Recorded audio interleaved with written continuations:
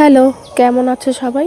নানা রকম ব্যস্ততা আর ভীষণ শরীর খারাপ থাকার কারণে দুর্গাপূজায় কোথায় কোথায় ঠাকুর দেখতে গেলাম, কি করলাম সেই ভিডিওগুলো এখন আমি আপলোড করে সেরে উঠতে পারিনি। তাই আজকে ভাবলাম যে আজকে একটা ভিডিও শেয়ার করি তোমাদের সাথে। তোমরা তো আমার ভয়েস শুনে বুঝতেই পারছো যে আমার শরীরটা কতটা খারাপ রয়েছে। এখন আমার প্রচণ্ড জ্বর। এত জ্বরের মধ্যেও কিন্তু কাজ বন্ধ করলে চলবে না। নবমীর দিন কোথায় গেছিলাম ঠাকুর দেখতে সেটাই আজকে তোমার সাথে শেয়ার করছি। তো এখানে আমরা ওই বিকেল 4টে সাড়ে 4টে নাগাদ রেডি হয়ে স্টেশনে চলে এসেছিলাম। আর সেদিন গেছিলাম আমরা আসানসোল ঠাকুর দেখতে। তো সেদিন আসানসোল ঠাকুর দেখতে গিয়ে আমার এক ভয়ঙ্কর অভিজ্ঞতা হয়েছে। তোমরা লাস্ট পর্যন্ত ভিডিওটা দেখতে থাকো, তাহলে তোমরা জানতে পারবে যে সেদিন আমাদের অ্যাকচুয়ালি কী ঘটেছিল। তো এখানে দেখো, আসানসোল স্টেশনে নেমে যখন আমরা নামলাম তখন দেখছি ভীষণ মুষলধারায় বৃষ্টি হচ্ছে। তখন ভাবলাম এই যে হয়ে গেল আজকে ঠাকুর দেখা। তারপর যাই হোক, মায়ের একটু কৃপা হলো আমাদের ওপর। তখন দেখলাম বৃষ্টিটা যখন আস্তে আস্তে থেমে গেল, তখন আমরা স্টেশন থেকে বেরিয়ে অটো ভাড়া করে নেব বলে ভাবছিলাম, কিন্তু আমরা অটো ভাড়া করিনি। অটো ভাড়া করলে সেদিন আমাদের লসই হতো। ওই 1 ঘন্টা ঠাকুর দেখাতে আসানসোলের ড্রাইভাররা আমার থেকে চেয়েছিল 2000 টাকা। আমি বলেছি কোনো মতেই আমি 2000 টাকা দেবো না, বরং আমি ব্রেক করে ঠাকুর দেখবো টোটোতে করে। তো প্রথমেই আমরা টোটো নিয়ে চলে গেছিলাম রবীন্দ্রনগরে ঠাকুর দেখতে। আর সেখানকার কিন্তু একটা কিউট দুর্গা ঠাকুর ছিল, সেটা দেখে আমার ভীষণ ভালো লেগেছিল। তো প্রথমে যে প্যান্ডেলটা ঢুকলাম সেই প্যান্ডেলটাও বেশ সুন্দর হয়েছিল। সেখান থেকে বেরিয়ে চলে গেলাম ওই কিউট মা দুর্গাকে দেখতে। আর সেখানেই ঘটেছিল সেই আমার সাথে বিপত্তি। তো এখানে দেখতে পাচ্ছ প্যান্ডেলে প্রচুর ভিড়, হওয়ারই কথা ছিল, কারণ সেদিন ছিল নবমী। আর নবমীর দিনে তো একটু ভিড় বেশিই থাকে। আসানসোলে এবছর আমাদের প্রথম ঠাকুর দেখা। আর সেভাবে কিন্তু আমরা আসানসোলের বিশেষ কোনো জায়গাও চিনি না, তাই একটু আমাদের কিন্তু মণ্ডপগুলো বা প্যান্ডেলগুলো ঘুরে দেখতে একটু সময় লেগেছিলো বেশি। ওই ম্যাপ দেখে দেখে লোককে জিজ্ঞেস করে তারপর ঠাকুর দেখতে গেছিলাম। তো এখানেই গিয়ে এই প্যান্ডেলে ঢুকতেই দেখা হয়ে গেলো গোপাল ভাঁড়ের বউয়ের সাথে। সেখানে কিছুক্ষণ একটু সেলফি তুলে নিলাম। তারপর দেখো এখানে এটা হচ্ছে বাইরের। তো বাইরের থেকেই প্যান্ডেলটা কিন্তু সৌন্দর্য সেটা বাইরে থেকে বোঝা যাচ্ছিলো।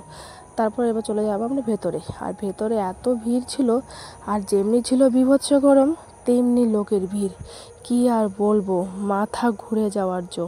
তো যাই হোক, লোকজনকে ঠেলে ঠুলে তো ভিতরে ঢুকে গেলাম। তারপর যখন আমি আমার হাজব্যান্ডকে বললাম যে তুমি আমার ভিডিও করো আর আমি সামনে এগিয়ে যাই। তো সেই কথা মতো আমি আমার মোবাইলটা ওর কাছে রাখতে দিয়েছিলাম। আর আমার কাছে আমার ব্যাগে সেরকম বিশেষ কোনো টাকা পয়সাও ছিল না। ওই মেকআপের কয়েকটা জিনিস ছিল, যেগুলো লিপস্টিক, ন্যাপকিন এইসবই ছিল। তো এই যে মহিলাটাকে দেখতে পাচ্ছ, আমি দেখছি ও আমার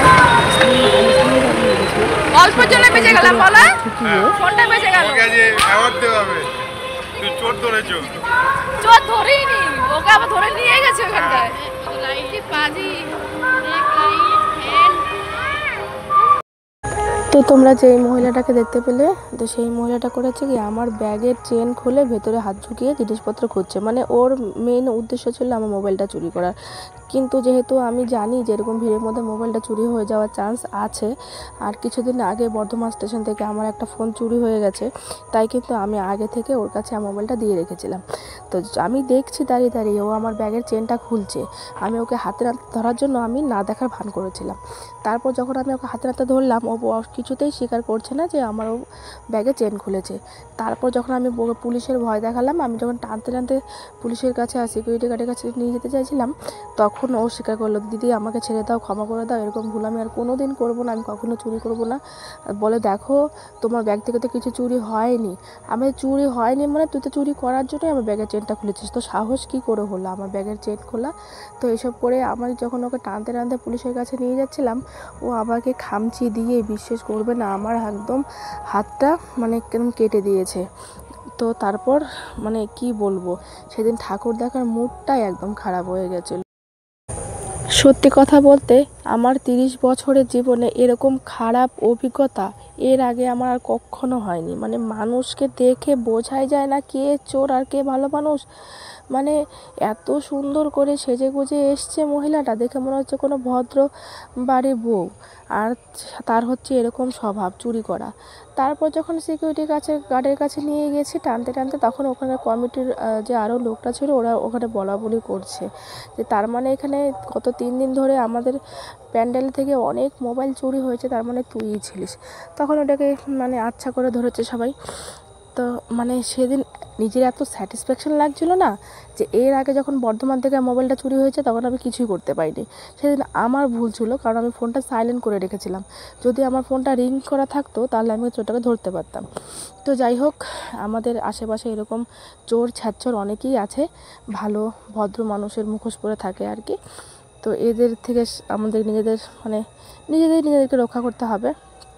তো তারপর সেদিন যখন অনেক কটাই ঠাকুর দেখেছিলাম, প্রায় 4-5টা ঠাকুর দেখা হয়ে গেছিলো, তারপর মুডটাও খারাপ হয়ে গেছিলো।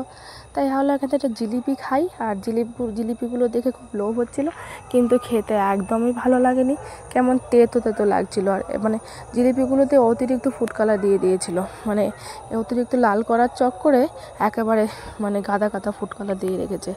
তারপর এখানে আমরা ঠাকুর দেখে ওই খেয়েছিলাম ঘুগনি, চাট, পাপড়ি, এসবই খেয়েছিলাম। আর এটা হচ্ছে লাস্ট, সেদিন নবমীর দিন আসানসোলের লাস্ট ঠাকুর দেখেছিলাম এটা। তারপর আমাদের ট্রেন ছিল আসানসোল থেকে অন্ডাল আসার ওই 10টা কি 10:30, 10:10 নাগাদ। তো তারপর আমরা চলে যাচ্ছিলাম স্টেশনের উদ্দেশ্যে। তো ফাইনালি সময় মতো আমাদের ট্রেন চলে এসেছিলো, আর আমরা মানে এতক্ষণ ঠাকুর দেখে খুবই টায়ার্ড ছিলাম। আবার আমাকে বাড়িতে গিয়ে রান্না করতে হবে, সেটাও একটা মাথায় টেনশন ছিল। আমরা বাইরে খাওয়া দাওয়া করি না, আমরা বাড়ি থেকেই খাবার খাওয়ার চেষ্টা করি।